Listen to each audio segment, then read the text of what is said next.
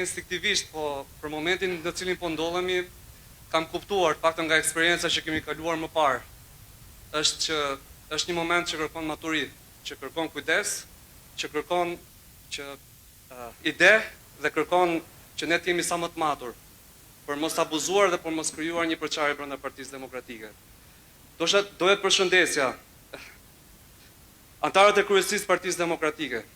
Doja të përshëndesja kryetarët e degëve, ish kryetarët e degëve. Doja të përshëndesja kryetarët e grup seksioneve.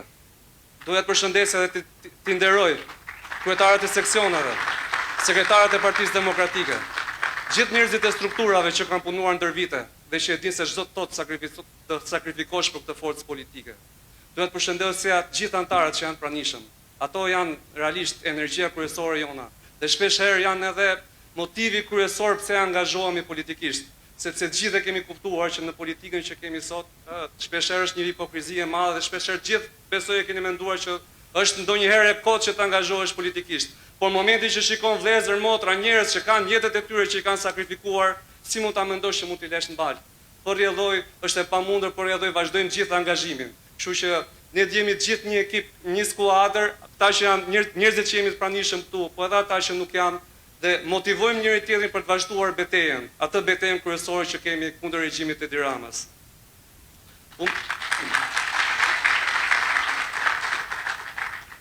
Mbrëmjen e sotme unë doja të përshëndesja edhe liderin historik të Partisë Demokratike, Dr. Sali Berishën. Dhe doja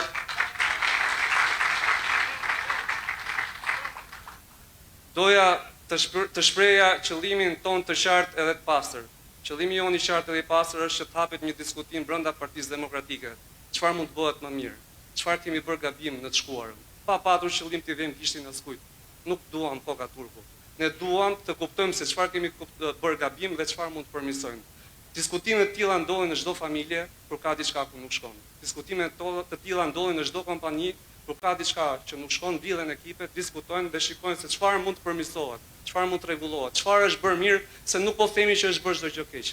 Po ka dhe gjëra dhe vendime që janë marrë në mënyrë të gabuar. Situata që kemi sot është e qartë, ka dy arsye kryesore. Unë do mundohem mos ta zgjas shumë fjalë dhe kërkoj ndjes nëse po zgjatëm më shumë se ç'duam. Dihet që është regjimi Rama Balluku me bandat e drogës që i kemi përdit në përfushat sepse i takoni çdo ditë.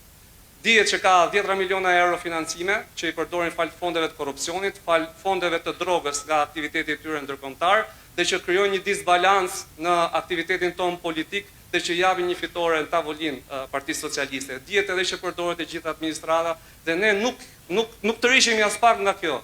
Ne duam ta vazhdojmë këtë luftë në mënyrën sa më të mirë të mundshme, në mënyrën sa më intensive të mundshme për të bërë krenar gjithë demokratët, për të bërë krenar gjithë popullin shqiptar pasi ata presin një reagim të vërtet nga ne, një reagim të sinqert nga demokratët, një reagim të vërtet, është shumë e rëndësishme dhe një reagim serioz, sepse duhet ta pranojmë dhe kemi patur dhe momente të caktuara ku nuk kemi qenë serioz.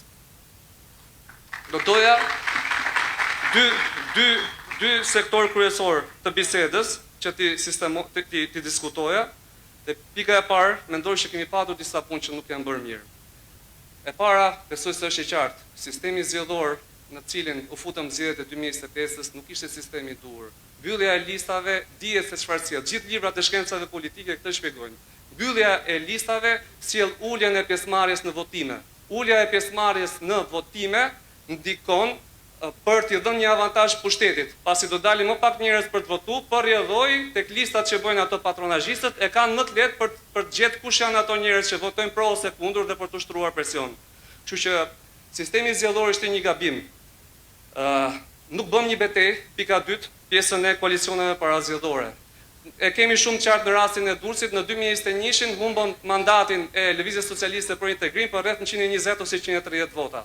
Për rezultatit vetëm për Durrësit, ne duhet kishim nxjerrë një konkluzion dhe ishte shumë e qartë që një sistem pa koalicione parazgjedhore do na sjellte një dizavantazh, duke na heq 5 deri në 6 deputet minimumi në rang kombëtar. Do thot dikush që nuk na e dha Edi Rama dhe Partia Socialiste.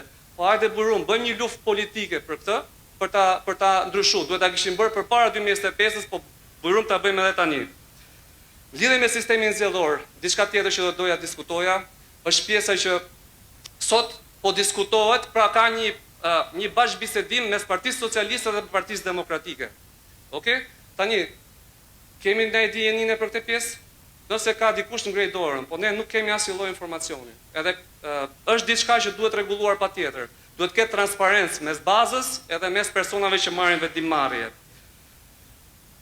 Patëm probleme tjera me reformën territoriale, patëm probleme të tjera për sa i përket primareve, që për mendimin tim ishte një sistem shumë i mirë sepse e elektrizoi bazën edhe i vuri gjithë njerëzit në lëvizje, por ka edhe diçka, rregullat e lojës vendosen përpara, nuk mund vendosen rregullat e lojës mbrapa. Sistemi ishte deri diku hipokrit dhe këtë kemi denoncuar që në fillimet që kur doli.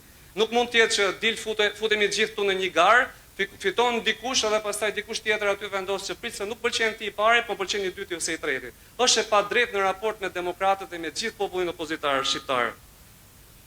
Pa dhe probleme me listat e mbyllura, u tha për një qark, u vendosën 2.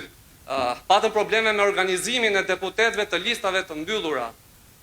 Nëse kërkohet një organizim i mirë, i duhet dhënë një përgjegjësi. Kush kërkon një vlerësim në listë të mbyllur, duhet që patjetër të marrë një përgjegjësi. Dhe unë quaj përgjegjësi, marrë përsipër një KZAZ, marrë përsipër komisionerët, marrë përsipër numërusët, marrë përsipër problematikat, marrë përsipër shtabet zgjedhore, po menaxhimin, po çdo gjë që del dhe që zhvillon dhe rezultati i personit i deputetit në listë mbyllur të vlerësohet mbi bazën e performancës matematikore që arrin të paraqes në një palëzgjedhje.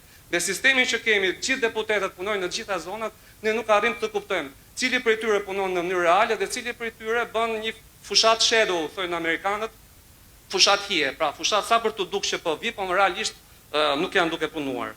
Unë mendoj që ky organizim, kjo lëvizje që po ndërtohet tu brenda Partisë Demokratike, do filloj të marrë një formë të caktuar dhe një formë të mirë nëse ne do rëndisim disa pika, të cilat janë kërkesat. Edhe besoj që këtë gjithë bashkë mund ta realizojmë. Unë do kisha disa sugjerime.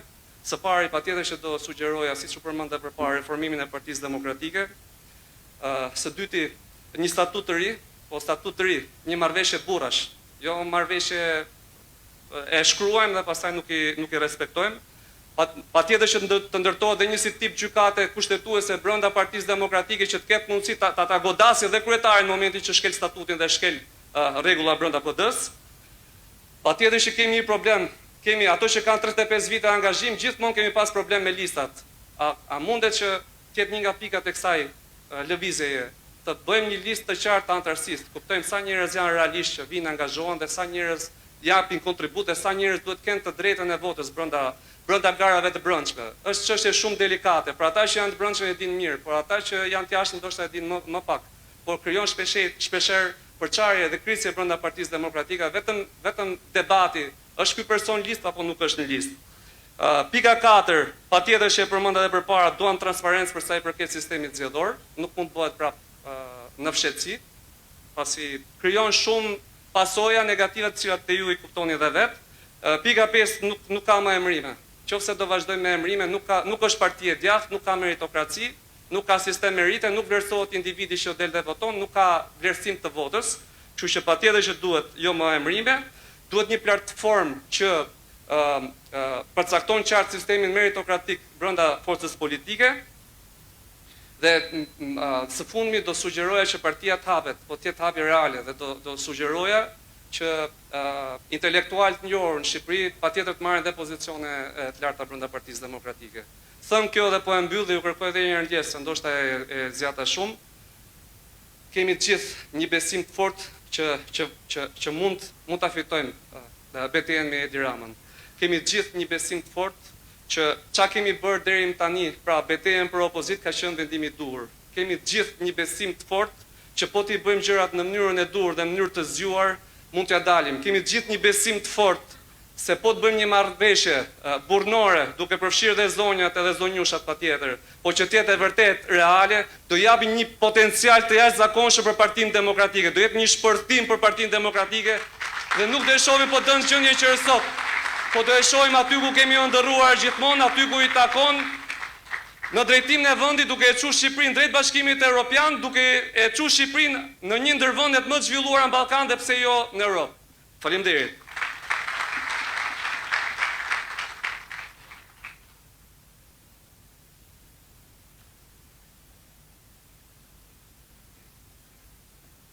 Tani do doja të jepja fjalën pas Artionit, një nga kandidatëve më të votuar gjithashtu të qarkut Durrësit dhe nga fushkruesit, ish kandidatit për Partinë Demokratike dhe një nga njerëzit e kauzës, Aulon Kalaja.